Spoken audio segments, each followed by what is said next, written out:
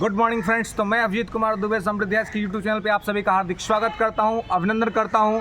हमारे सभी NIUS DLED अभ्यर्थियों के लिए एक बहुत बड़ा इन्फॉर्मेशन लेकर के आया हूं और आप सभी को जागृत करने का प्रयास कर रहा हूं दोस्तों। तो वीडियो को अंत तक कंप्लीट करिएगा और सारे इन्फॉर्मेशन और अपडेट्स को जानने और समझने का बात कीजिएगा। जैसे कल हम लोगों ने कुछ अपडेट्स मैंने कल नहीं लाया था, कल हम लोग आपसे रूबरू नहीं हुए थे क्योंकि मैं NIUS की पूरी प्रक्रिया को कल मैं अध्ययन कर रहा था।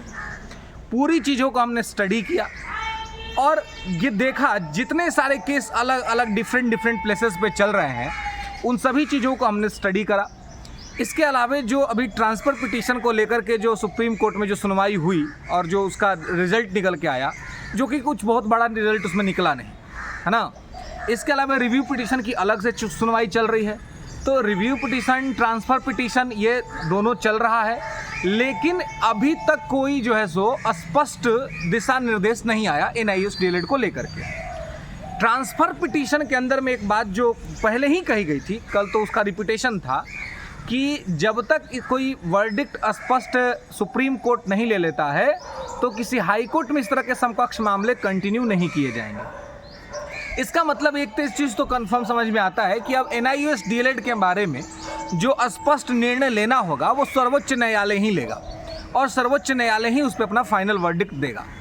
लेकिन लगातार हो रहा विलंब, लगातार की जा रही देरी और इस बीच निकल रहे शिक्षक भर्ती, आप देखिए एक तरफ निर्णय आने में देरी हो रही है, दूसरे तरफ हमारे बिहार की गवर्नमेंट जो है वो लगातार शिक्षक भर्ती कराई जा रही है। Tier 1 हो गया, Tier 2 हो गया, Tier 3 हो गया और Tier 4 भी होने की संभावना है। नवंबर तक Tier 4 भी हो जाएगा। अगर इस बीच NIUS DLED के हमारे अभ्यर्थियों को न्याय नहीं मिला तो फिर क्या इनको न्याय तब मिलेगा जब वैकेंसीज आनी बंद हो जाएंगी। तो फिर उस समय वर्डिक्ट आने के बाद भी इनको उससे क्या फ़ायदा होगा? कोई फ़ायदा नहीं होगा। इन सभी स्थितियों को गहनता से देखने के बाद, सूक्ष्मता से मूल्यांकन करने के बाद हम इस निर्णय पे पहुंचे हैं कि देखिए, मैं बार बार आप लोगों से कह रहा हूं और कि भाई जस्टिस अगर आपको चाहिए NIUS DLED के मैटर में तो केवल और केवल आपको सुप्रीम कोर्ट, माननीय जो सर्वोच्च न्यायालय है, इसमें डेट्स पे डेट्स से आपको न्याय इतना जल्दी नहीं मिल पाएगा। इसके लिए आपको कोई और दूसरा रास्ता भी अख्तियार करना पड़ेगा। और वो रास्ता क्या हो सकता है? वो रास्ता हो सकता है, मैं बार बार कह रहा हूँ, डेमोक्रेटिक वे, लोकतांत्रिक तरीके से सरकार पर दबाव बनाना, सरकार के प्रतिनिधियों पर दबाव बनाना। और जो लोग हर स्टेट में NIUS DLED के अभ्यर्थी हैं, अगर बिहार की बात करें तो अगले वर्ष जो है वो बिहार में विधानसभा का चुनाव होना है। तो बिहार विधानसभा चुनाव अगले वर्ष होना है। तो ऐसे स्थिति में अगर एकजुट होकर के 14 लाख NIUS DLED अभ्यर्थी अपनी आवाज़ उठाएंगे तो सरकार को सुनना जो है सो मजबूरी बन जाएगा। सरकार सुनेगी। हाँ, अब ये भी सत्य बात है कि 14 लाख अभ्यर्थी केवल बिहार से तो है नहीं, लेकिन 1-1.5 लाख लोग भी तो प्रॉपर बिहार से हैं ना। तो हम अपने बिहार की गवर्नमेंट से तो डिमांड रख सकते हैं, बाकी उत्तर प्रदेश में लोग वहाँ पे कर सकते हैं। आप अपने स्टेट के रिप्रेजेंटेटिव्स के ऊपर प्रेशर क्रिएट करें और साथ में जो लोकसभा MP हैं उनके ऊपर, जैसे कि विपक्ष में जो आवाज़ तो उठ रहा है, गौरव गोगोई साहब आवाज़ तो उठा रहे, वहाँ पर उठाए थे, लेकिन केवल उनके आवाज़ उठाने से नहीं होगा। विपक्ष के नेता, लीडर अपोजिशन जो है राहुल गांधी, उनको इस पर बोलना पड़ेगा। जब वो हर चीज़ पे बोलते हैं, वो अग्निवीर पे भी बोलते हैं, अच्छा लगता है, और अग्निवीर योजना भी सरकार को वापस लेनी चाहिए। लेकिन NIUS DLED में जिस तरह से विद्यार्थियों का कैरियर ख़त्म हुआ है, कैरियर बर्बाद हुआ है, इस स्थिति को राहुल गांधी जी को प्रखरता से उठाना चाहिए और माननीय प्रधानमंत्री को ये चीज़ को देखना चाहिए, इसको चीज़ को हैंडल करना चाहिए। लेकिन आपको पता है कि वो नहीं देखेंगे, वो नहीं बोलेंगे, वो सब चीज़ पर बोलते हैं, हर चीज़ में उनका स्टेटमेंट आता है। ऐसा कौन सा चीज़ पे मोदी जी नहीं बोलते हैं? हर चीज़ में बोलते हैं, छोटा सा छोटा बात पर ट्वीट कर देते हैं।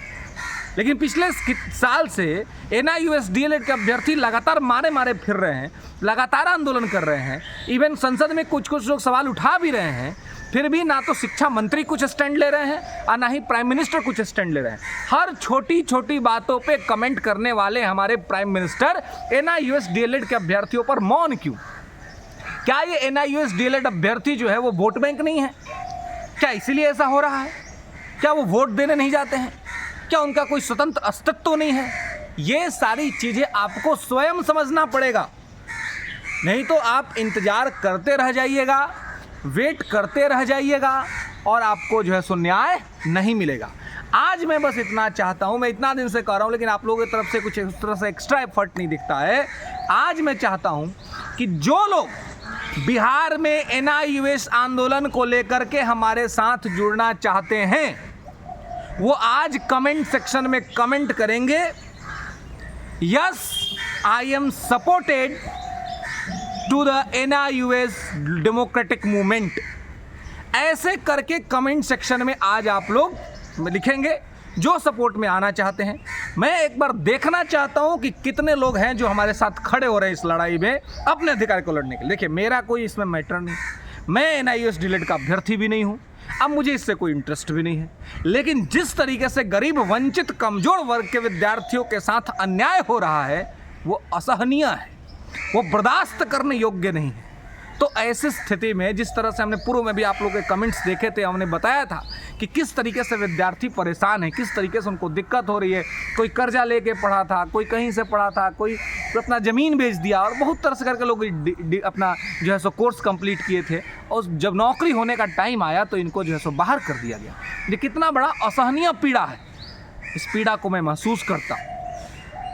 और जैसा जहाँ तक रहा बात, 1 रुपया किसी को कहीं किसी को नहीं देना है, बस केवल आपको सपोर्ट दिखाना है कि हाँ आप इसमें सपोर्टेड हैं। और सब लोगों को जोड़िए, सब लोगों को जोड़िए और 1 सप्ताह के भीतर अगर आप लोग कम से कम 1 लाख विद्यार्थी का सपोर्ट अगर हमें मिल जाता है तो हम लोग इस चीज़ को स्टार्ट करेंगे। धन्यवाद।